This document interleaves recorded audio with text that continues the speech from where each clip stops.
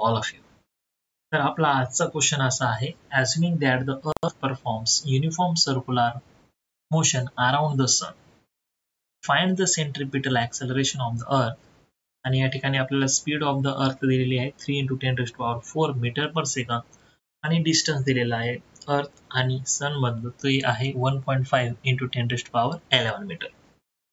तर फर्स्ट या ठिकाणी आपल्याला प्रोव्हाइड काय केलेलं आहे क्वेश्चन्स मध्ये, आपल्याला स्पीड दिलेली आहे. ओके, किती दिलेली आहे speed of the earth 3 × 10⁴ metre per second. Speed आपण v ने दाखवतो. ठीक आहे. आता त्याच्यानंतर पहा नेक्स्ट स्पीड नंतर आपल्याला दिलेला आहे डिस्टन्स म्हणजे r. r ची व्हॅल्यू किती दिलेली आहे 1.5 × 10⁻11 मीटर. आणि आपल्याला फाइंड आउट करायचं आहे centripetal acceleration of the earth म्हणजे आपल्याला फाइंड आउट करायचं आहे a. तर विद्यार्थी मित्रांनो, आपल्याला माहिती आहे सेंट्रिपिटल फोर्स जे आहे ते आपण कशाने इंडिकेट करतो पहा. Centripetal force equals to formula काय आहे mv² डिवायडेड बाय r म्हणजेच काय असतं मास इंटू ऍक्सेलरेशन्स.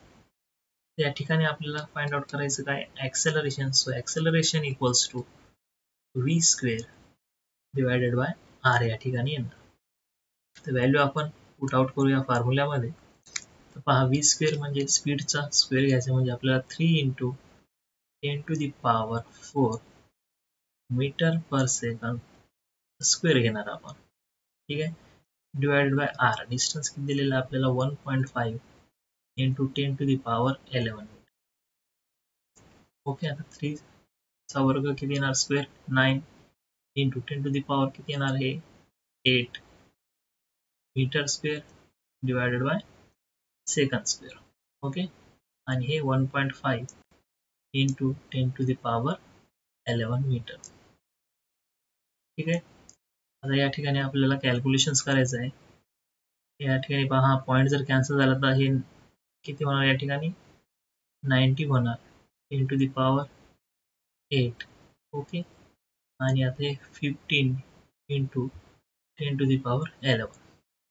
ओके, त्याला आपण व्यवस्थित सॉल्व्ह करूया. पहा या ठिकाणी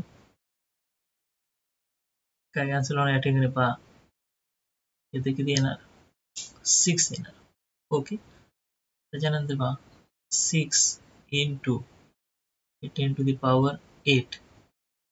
ओके, आता डिनॉमिनेटरचे 10⁻11 वरती गेल्यानंतर काय होणार मायनस मध्ये जाणार ते 10⁻11.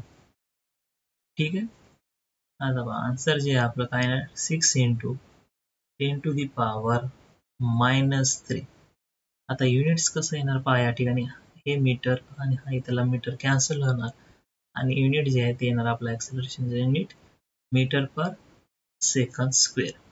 तर centripetal acceleration of the earth जे आहे आपला आन्सर किती येणार 6 × 10⁻−3 मीटर पर सेकंड स्क्वेअर.